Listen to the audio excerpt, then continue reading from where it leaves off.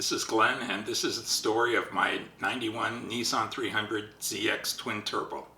When this car first was previewed in the magazines in, I think it was 1989, the pictures and the performance of this car just blew me away. And I knew one day I was going to have this car.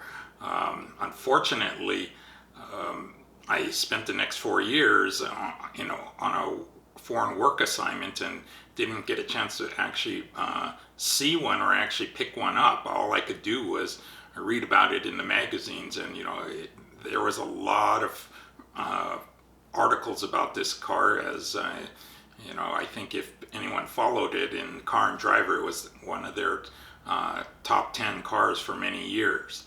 In 1994, I returned back to the US and ended up settling in Colorado.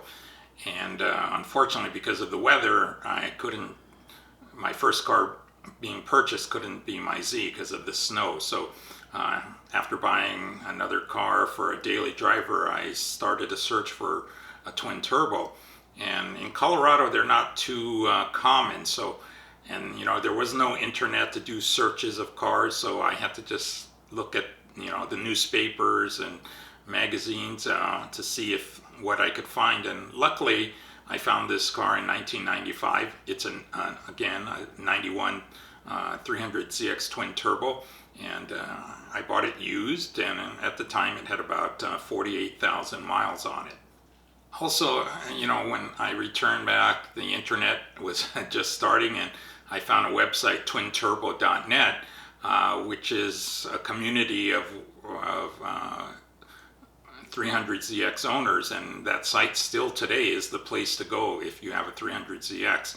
And I joined that site, and I learned a lot about this car and what could be done about it and all the modifications. So I eventually in '98 moved back to California, and I ended up having my car modified at a place called Scott Performance in Santa Clara, California. And I took it to, the first, I guess, basic stage at that time was called stage 3 upgrades. And I did that, and boy, it really transformed the car. And from that point on, I was hooked. After returning back to California, I was part of, I guess, a group of people local Bay Area people in Northern California who formed a club called Club Z. And we were a Z32 club. And unfortunately, the club is no longer around, but still some of my closest friends today are from that club. And not all of them have Z32s still. I do, and so do a few of my friends, but those friendships remain to this day, and it was all because of this car.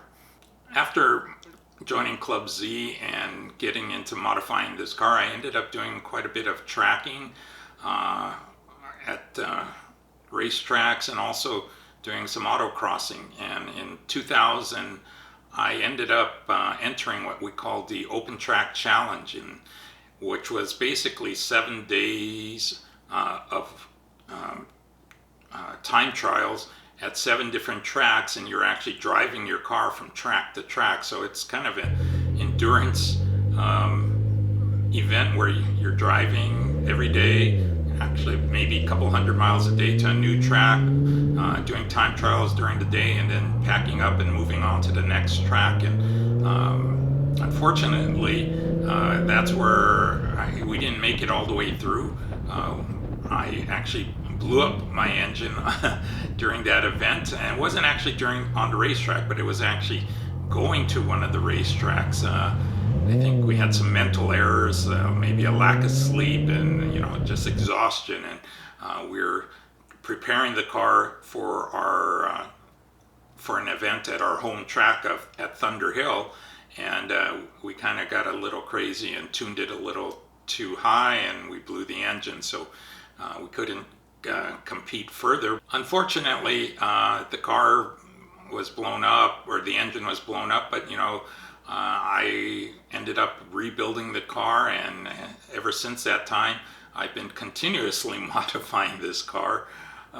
Today it's back to a street car, but it's been totally gone over. I mean, it's got a new engine with a built bottom end, bigger turbos, breather mods, which are, basically larger intercoolers and intercooler piping.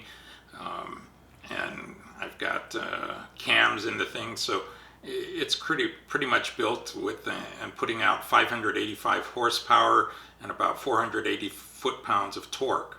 On the outside of the car, I haven't really done too much because I think that's the styling of the car is what drew me to the car, and I've always felt it's a timeless exterior, and I didn't really want to play around with that too much. So for the most part, the car is stock on the outside. It's got wheels and tires and big brakes, but the body itself is pretty much as it came from the factory. It's got some upgrades, from Japan. It's got the latest tail lights and headlights and those kind of things, but for the most part it is stock. As I said, the body is pretty much stock, but besides the wheels and tires, I do have an exhaust system. It's a B&B quad oval, which is probably the most popular exhaust for a twin turbo Z32. As I said, I had bigger brakes, and for the most part, it's, I've kept it stock. And the reason why is, it's got this timeless look to it. And I think every Z32 owner can attest to, going to a gas station or being in a parking lot and being approached by a stranger basically asking, hey, what car is that? And, the thinking from that person is, hey, that's a new car, I want to understand, or maybe go buy one or whatever. But it's always funny when I tell them, hey, this car is a 1995 and the design itself is 30 years old.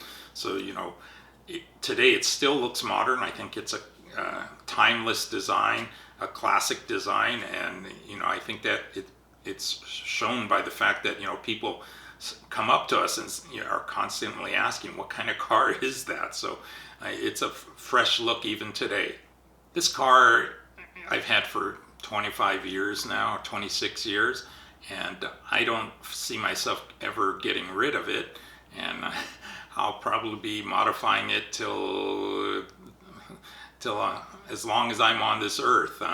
Probably give it to my son when I'm finished. But it brings me a lot of joy, and like I said, I've met a lot of people, made a lot of friends over the years, and I'm trying to keep the car fresh and keep it for the next generation of Z owners, and I know many people are doing the same thing with this car. So with that, I say hope you like the story, and continue to watch for more videos in the future.